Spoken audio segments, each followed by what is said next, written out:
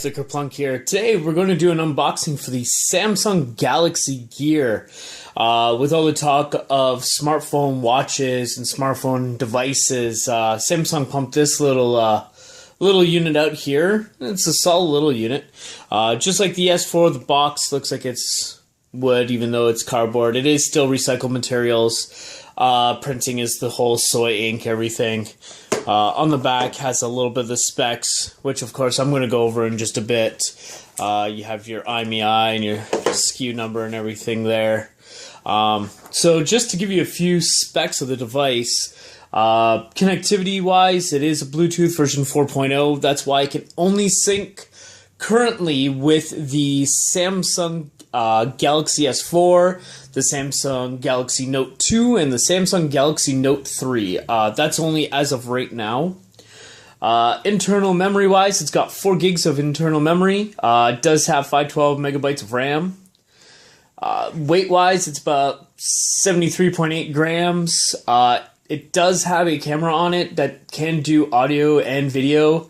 With video, it could do it 720p at 30 frames per second.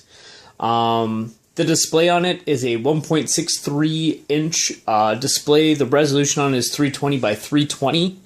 Go back to the camera, it's actually a 1.9 megapixel camera, which does do autofocus and whatnot. It does have 2 microphones and 1 speaker. You can answer the phone with it. With the 2 microphones, of course, one is a noise cancellation unit. It does have a chipset of an 800 megahertz processor. It does have an accelerometer and a gyro sensor, which do things with the device, which I will show you in just a bit. So let's get this box open here. So you're presented right off the bat with the actual watch itself.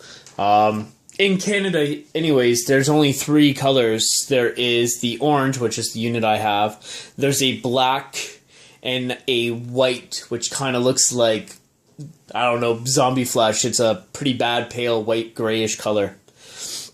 So you do have the unit here. Full touchscreen. You have your power button right there. The other side, there's nothing. There's your camera at the top.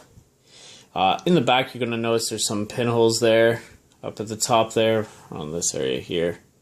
And we'll get to that in a second because there is a docking station that comes with it. Your speaker is right there. The unit does open, and it does resize.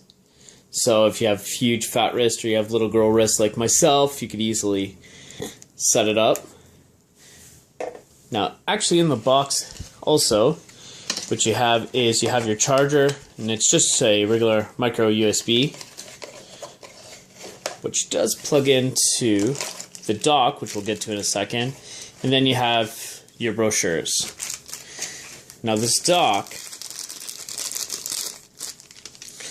does a few different things. So first off, opens with a little clip on the side. Just place your watch into it. Now this is where you plug it in. There we go in the back.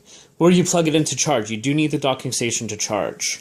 Now, if you're going to sync it to your device, like I said, right now it's only available for 3 devices. What you need to do is you have to turn on your near field communication, your NFC on your actual device, and then you put this up against the back of it, which will then prompt your phone to download the Samsung, what was it called again? The Samsung Gear Manager.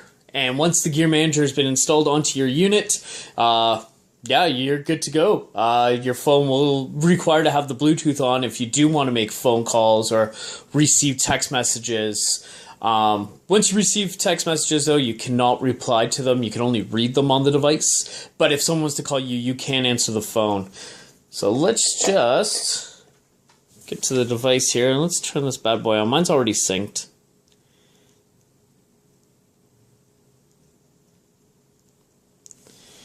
There we go. Sorry about the light flare here. I'm having to do this in my living room.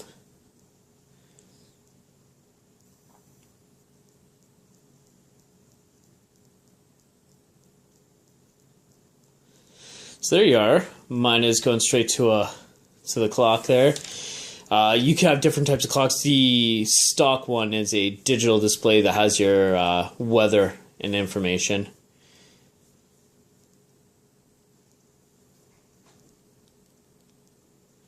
So it's showing my battery. My Bluetooth is off at the moment. So notifications. And like I said, right now, it's going to try to connect with my phone.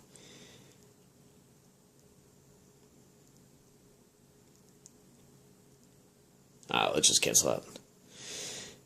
Show you some other things on it. So your S voice.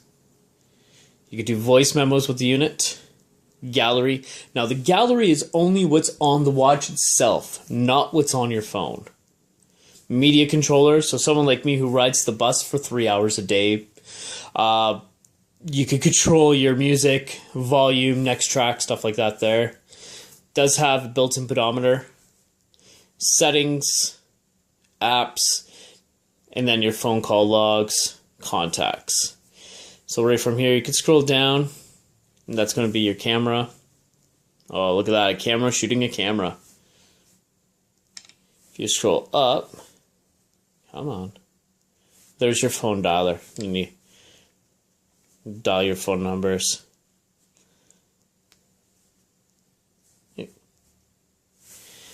So that's pretty much it. Battery-wise, I don't leave mine on 24/7. I do turn it off. You know, I wear it for about 8 to 10 hours a day. I turn it off. In all reality, I only get about almost a week battery's life because I do turn it off at nighttime. I don't talk on it. You know, somebody calls, I check who's calling. That's about all I use it for.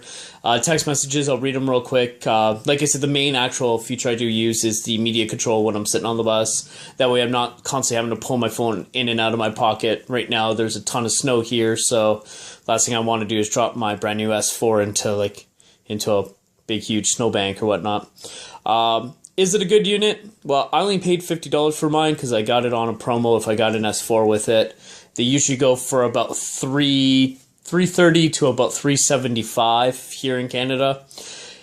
It's a good little unit if you're looking for a watch, but you want a couple of extra features, or if you want to play Dick Tracy, it is a pretty solid device.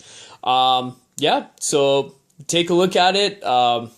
It's a well-built unit, very, very, very sturdy, heavy. I'm very impressed with it. Hopefully you enjoyed it, and hopefully it gave you a little bit more information. If there is some more information you do want on it, Samsung's website's pretty solid. If not, leave a comment down below, and I will be more than happy to do another video or show you some other things. Happy gaming, guys.